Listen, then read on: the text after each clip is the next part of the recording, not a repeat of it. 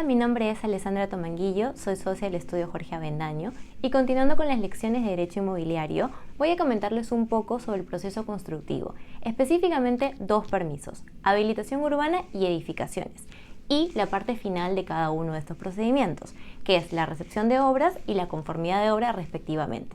Estos dos últimos asuntos han tomado mayor relevancia a propósito de la Ley de Desarrollo Urbano Sostenible, ya que esta norma ha incorporado una tasa adicional para aquellos predios que no cuenten con habilitación urbana con recepción de obras o que teniendo estos procedimientos no tengan edificación. Esta tasa se va a aplicar a partir del 1 de enero del 2024, básicamente hasta que los predios no cuenten con recepción de obras y conformidad de obras. Entonces, esta norma nos lleva a comentar de qué tratan estos procedimientos. La habilitación urbana es el inicio de todo procedimiento constructivo. Lo decimos de esta manera porque el primer paso para que un predio pueda ser objeto de una licencia de edificación es que cuente con un proyecto de habilitación urbana aprobado. ¿Qué es la habilitación urbana? Se trata de convertir un terreno rústico en urbano, dotándolo de obras de accesibilidad, cediendo vías, cediendo aportes, que tenga distribución de agua, recolección de desagüe, que tenga luz y también puede ser que tenga conexiones de gas o telecomunicaciones. ¿Cómo llegamos a este procedimiento? Lo primero es identificar qué predio va a ser objeto de la habilitación urbana y ver que esté saneado. ¿Qué significa que esté saneado? Que veamos que esté inscrito, veamos la titularidad, porque hay que presentarla a la municipalidad competente. Adicionalmente, es muy importante verificar que cuente con los linderos y las medidas perimétricas totalmente establecidas. ¿A qué me refiero? Es muy usual que el predio efectivamente tenga un área inscrita. Sin embargo, cuando vamos a revisar si tiene linderos, no los tiene. Cuando vamos a revisar la inmatriculación, es decir, la primera inscripción de dominio, no encontramos linderos, es decir, dónde va cada espacio del predio o cómo está identificado físicamente. En la realidad sabemos cuál es el predio. Sin embargo, a nivel registral y documentario puede ser que no esté completo.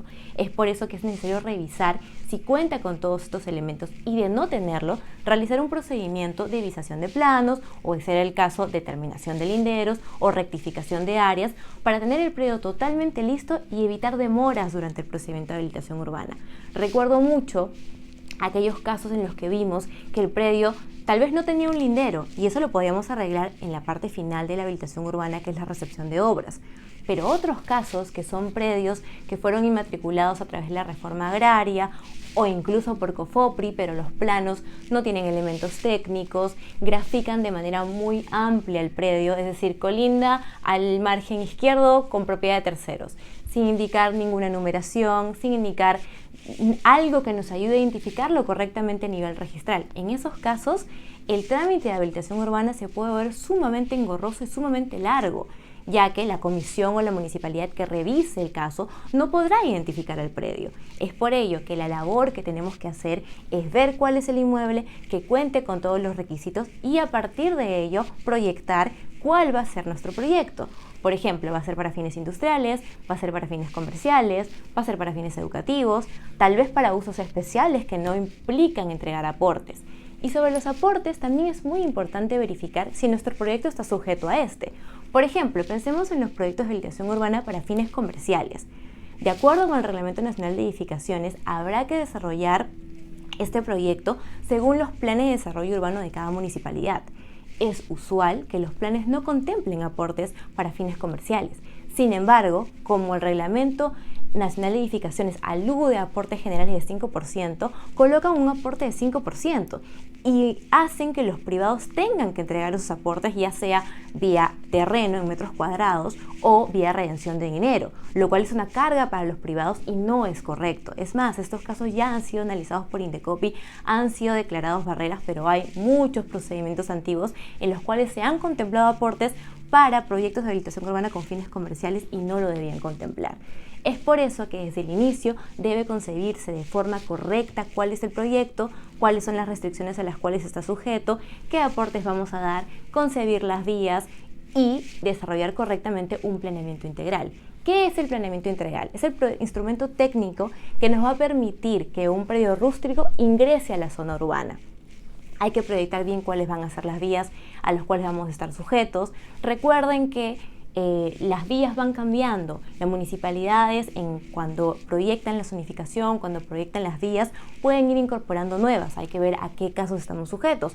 Eso lo vamos a poder ver en un certificado de zonificación y vías, que es un requisito que siempre se recomienda para el procedimiento de habilitación urbana. Antes era una exigencia legal, ahora ya no lo está.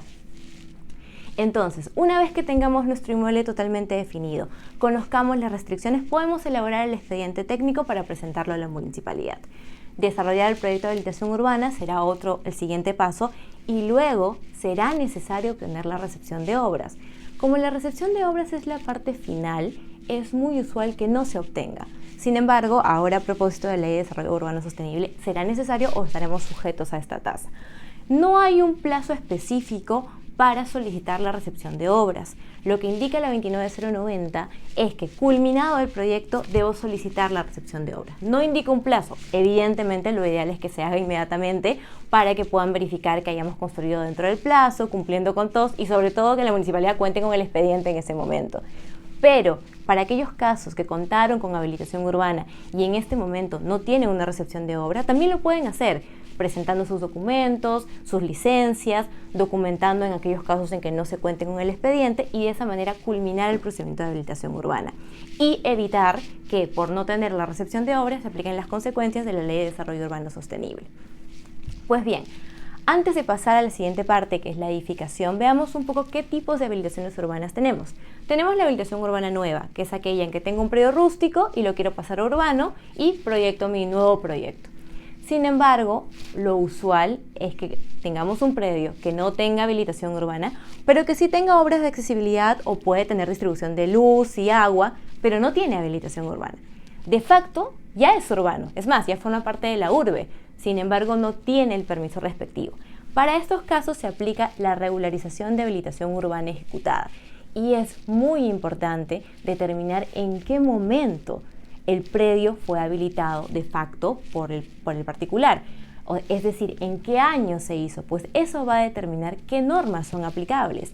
La Ley 29090 y su reglamento son claras al indicar que deben aplicarse la norma de la fecha en que ejecuté las obras de habilitación urbana. Deberé ver ese momento. ¿Cómo lo puedo conseguir? ¿Qué documentos me pueden ayudar? Por ejemplo, las factibilidades, es decir, cuándo obtuve luz, cuándo obtuve agua, y empezar a hacer una investigación para poder determinar y poder acreditar ante la comisión que va a revisar este caso cuándo ejecuté la obra y se apliquen esas normas. Es muy usual que cuando quiera presentar un proyecto de regularización de habilitación urbana ejecutada, la municipalidad me quiera aplicar las normas actuales, que tal vez no me son más favorables y podrían hacer que mi predio, que ya forma parte de la ciudad, que está totalmente delimitado, que incluso puede tener cerco, puede tener edificaciones, ellos quieran recortar el predio por una nueva vía que cuando yo ejecuté la habilitación urbana no existía. Es por eso que es muy importante ver cuándo ejecuté esa obra para poder presentar debidamente el expediente. Otro tipo de habilitación urbana es la habilitación urbana de oficio, que está ahora restringido para fines de vivienda y que se trata de una declaración de la municipalidad reconociendo que el predio ya es urbano. Y otra habilitación urbana es la reurbanización, que es cuando el predio va a cambiar, por ejemplo, de, comercial a industrial, hay que reurbanizarlo. Pues bien, terminando con la habilitación urbana, vamos a pasar ahora a las edificaciones. Las edificaciones tienen como requisito que cuente con un proyecto de habilitación urbana aprobado para que me puedan dar la licencia de edificación. Entonces siempre será importante acreditar que el predio al menos cuenta con este requisito. Ahora, también puede contarse con este requisito de otra manera. Recuérdense que hay predios muy antiguos, como son aquellos que vienen de habilitaciones urbanas semirrústicas, que son ejecutadas con normas muy antiguas. En estos casos, simplemente tendré que seguir un procedimiento de actualización registral para que mi predio sea considerado urbano y de esa manera puedo obtener debidamente una licencia de edificación sin ningún inconveniente. Y además acreditar que ya es urbano. También habrán casos, y en los cuales también se ha pronunciado el Ministerio de Vivienda, que se han ejecutado habilitaciones urbanas con normas anteriores a 1955, pero cumpliendo con los requisitos de aquella época.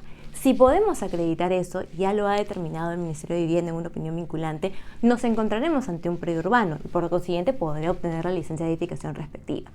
Cada predio será un caso totalmente distinto, con sus propias particularidades, por lo que habrá que realizar una evaluación de cada caso en concreto para ver dónde nos ubicamos y qué necesitaremos para obtener de manera correcta una licencia de habilitación urbana, o quizás ya la tenga, o una licencia de edificación.